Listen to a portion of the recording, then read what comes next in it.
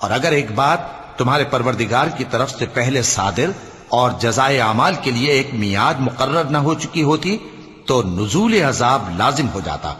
پس جو کچھ یہ بکواس کرتے ہیں اس پر صبر کرو، اور سورج کے نکلنے سے پہلے اور اس کے غروب ہونے سے پہلے اپنے پروردگار کی تسبیح و تحمید کیا کرو، اور رات کی کچھ گھڑیوں میں بھی اس کی تسبیح کیا کرو، اور دن کے مختلف اوقات یعنی دوپہر کے وقت بھی، تاکہ تم خوش ہو جاؤ.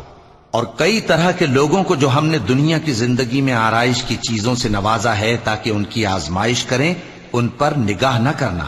اور تمہارے پروردگار کی عطا فرمائی ہوئی روزی بہت بہتر اور باقی رہنے والی ہے. اور اپنے گھر والوں کو نماز کا حکم کرو اور اس پر قائم رہو.